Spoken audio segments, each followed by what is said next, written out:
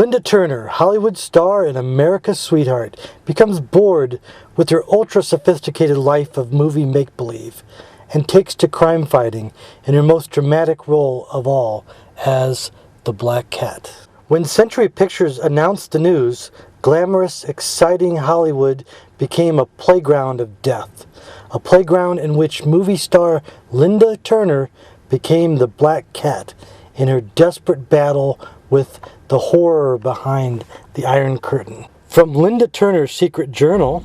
Now that it's all over, I must record the facts. It began several months ago in Sam Copperly's office on the Century lot.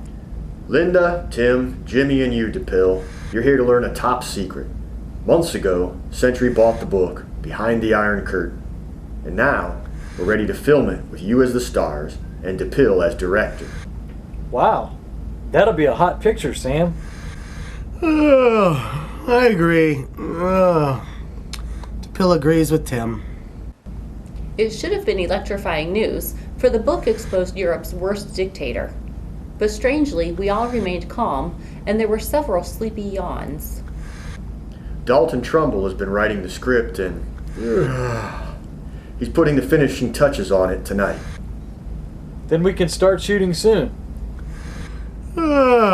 Shooting, schmooting. What I need is sleep. And then eerily, they were all asleep, and I wanted to sleep too. Oh, how woozy and weary I was. What's going on? Must be gas. If only I could, only get the window open, get fresh air.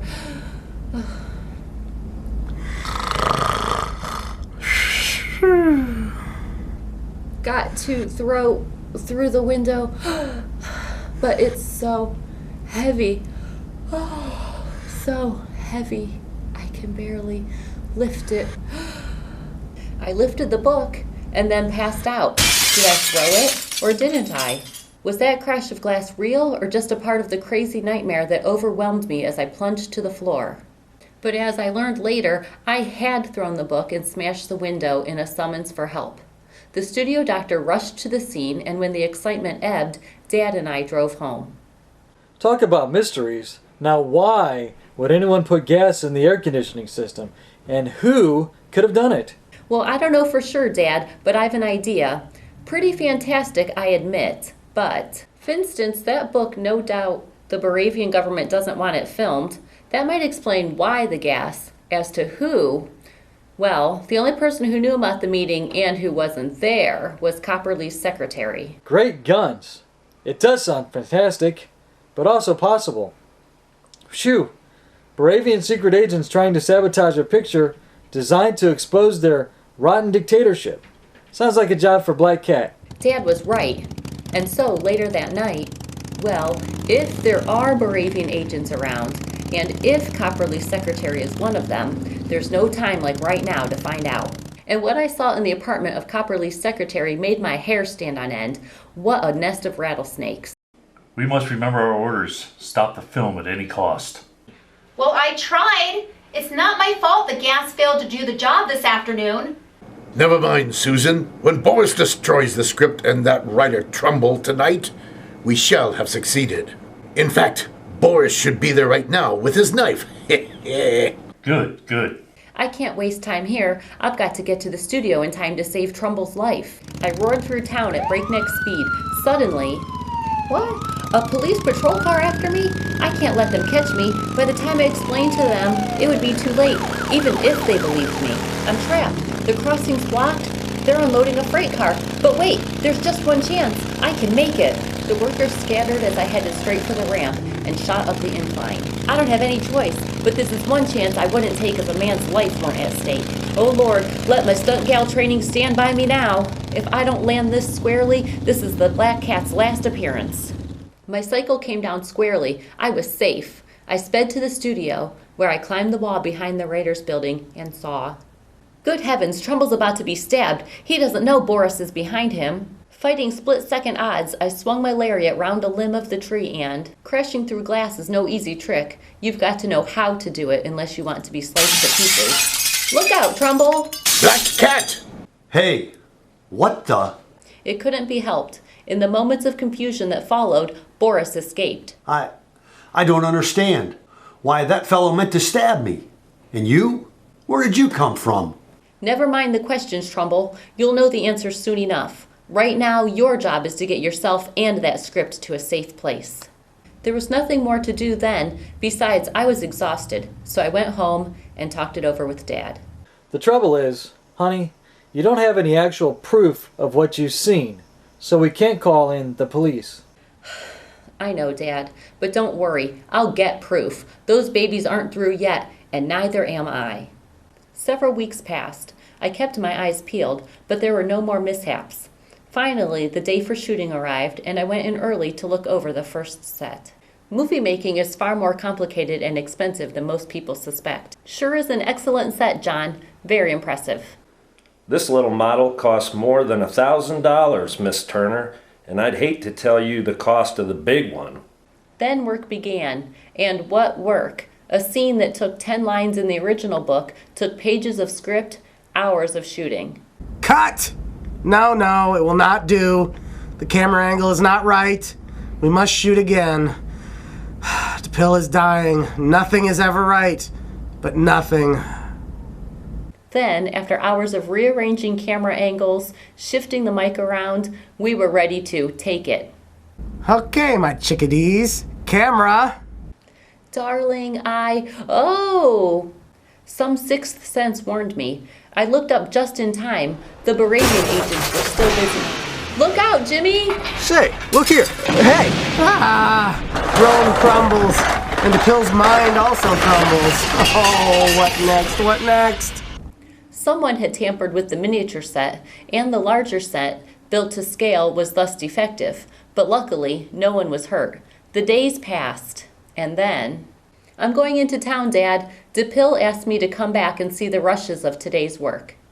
Take care, honey. You'll never be far from trouble while this picture is being filmed. Every night, the producer and director see the rushes of the day's work, and I was invited that night. Well, I'm a little late, but uh-oh, that's Boris. I quickly dodged out of sight and ran to a nearby wardrobe closet to change to the Black Cat's costume. Meanwhile, Boris went into action. You've escaped everything else, swine. Let's see you escape this firebomb. Ha ha ha! Now to shut and lock this door. I struck him hard in the small of the back. And let's see you escape this, comrade. Woof! Boris went down like a sack of potatoes. I grabbed a fire extinguisher and opened the door. Murder! Oh, help! Help! Just stay calm. I'll have the fire out in a minute. Black Cat, honey, am I glad to see you? This fellow can tell you what's going on, Rick. He threw the bomb. Bah! Swine, you will die yet. Huh. Sassy moron, isn't he?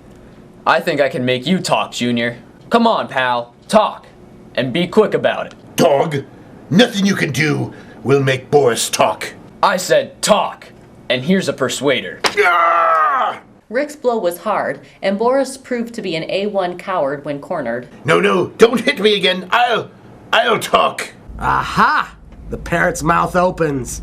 Now we shall learn the truth. Boris told the whole fantastic story and concluded his confession with a very interesting fact. And now everyone is at Susan's apartment, waiting for me to return. Susan! My secretary! I can't believe it! Yee, the grass and the snake. Well, come on. Let's go round him up, and I'll have the biggest story I've ever had. No, Rick, wait. We need more proof. I have an idea how we can get a confession from every agent in that apartment. I told them my plan, and they agreed to it. So I set off for the apartment of Mr. Copperly's secretary, and then... Now, if my plan doesn't backfire, we'll have them all rounded up inside of 10 minutes.